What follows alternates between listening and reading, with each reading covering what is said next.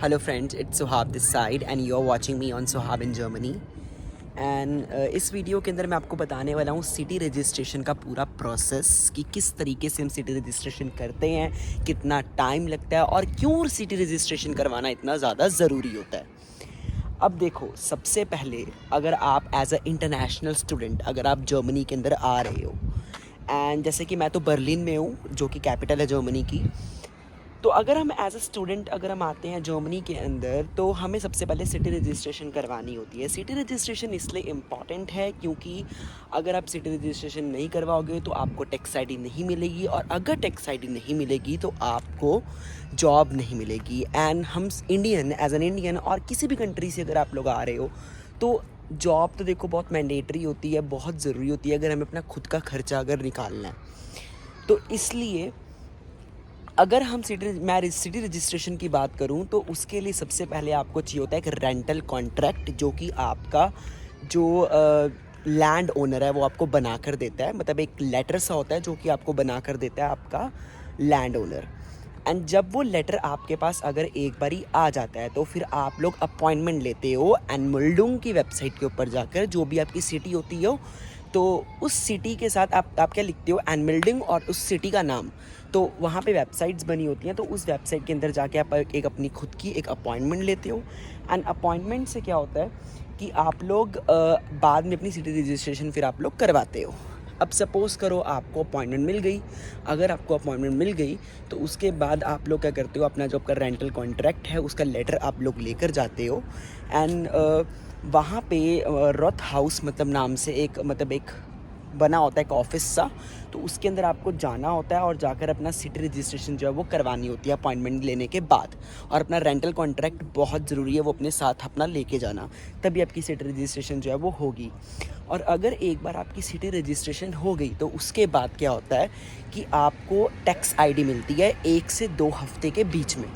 तो जब आपकी टैक्स आईडी आपके पास आ जाती है वो आपको मेल के थ्रू या फिर आपको बाय पोस्ट आपके घर पे वो पहुंचा देते हैं।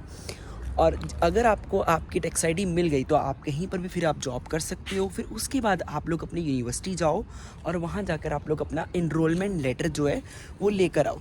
जब आपके पास आपका इनरोलमेंट लेटर आ जाता है तो इनरोलमेंट लेटर के बाद हम लोग क्या करते हैं कि आप लोग अपना बैंक अकाउंट खुलवाते हो। अब मैं तो अपना बैंक चाह रहा था कि मेरा बैंक जो है वो कॉमर्स बैंक में खुले, क्योंकि कॉमर्स बैंक में क्या होता है कि अगर हम रेफ़र करते हैं किसी को तो हमें 100 यूरो फ्री में मिलते हैं, और अगर हम अपना बैंक अकाउंट खुलवाते हैं तो हमें 50 यूरो मिलता है। बट बहुत ज़्यादा भीड़ होने के कारण और लोगों ने बहुत ज़्यादा अकाउंट खुलवाने शुरू कर दिए थे, इस वजह से क्या हुआ कि अब उन लोगों ने सिर्फ बस जो जर्मन्स हैं उन्हीं के लिए ये अलाउंस दी है कि वही सिर्फ बस जो है कॉमर्स बैंक के अंदर जो है वो अपना अकाउंट खुलवा सकते हैं। बट जो दूसरे लोग हैं वो अपना अकाउंट जो किसी और कंट्री से हैं वो अपना अकाउंट जो है वहाँ पे नहीं खुलवा सकते। तो हम इसके अलावा और भी बहुत सारे बैंक्स हैं जैसे स्पारका से, तो वहाँ पे किसी भी चीज़ की कोई भी मतलब दिक्कत नहीं आती, तो आप वहाँ पर जाकर अपना अकाउंट जो है वो खुलवा सकते हो स्पारकासे के अंदर। और अगर आपका एक बारी ब्लॉक अकाउंट खुल जाता है तो ब्लॉक अकाउंट देखो बहुत इंपॉर्टेंट होता है। अगर आपका ब्लॉक अकाउंट अगर एक बारी खुल गया तो क्या होता है, आपको हर महीने 990 यूरो जो है वो आपके अकाउंट में आता है। अब जैसे कि ब्लॉक अकाउंट की अमाउंट अब बढ़ चुकी है विच इज़ अराउंड 11,998 अप्रॉक्सीमेटली। मेरे टाइम पे तो वो 11,208 था, बट अब वो 11,998 हो गया है। तो हर मंथ आपको 998 जो है वो यूरो आपको मिलता रहता है आपके एक्सपेंस के लिए।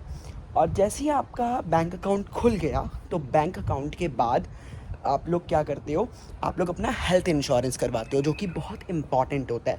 आप अब कई लोग ऐसे बोलेंगे कि हम हेल्थ इंश्योरेंस अपनी कंट्री से करवा कर आ रहे हैं, होम कंट्री से। बट अगर मैं बात बताऊं जर्मनी की, तो यहाँ के रूल्स रेगुलेशंस बहुत ज़्यादा जो है वो स्ट्रिक्ट हैं, एंड वो किसी भी तरीके का जो हेल्थ इंश्योरेंस है उसको एक्सेप्ट नहीं जल्दी करते। एंड आपको दोबारा यहाँ पर आकर जो है वो अपना एक हेल्थ इंश्योरेंस करवाना पड़ता है। अब जैसे ही आपका हेल्थ इंश्योरेंस हो गया तो आपके सारे डॉक्यूमेंटेशंस जो हैं वो आपके क्लियर हो जाते हैं, एंड आप लोग जो है वो ईजिली यहाँ पे सर्वाइव कर सकते हो। So this was the full process of city registration and why it is important, why it is mandatory. I told you in this video, and if you like this video then please hit the like button and do comment on this video. Thank you.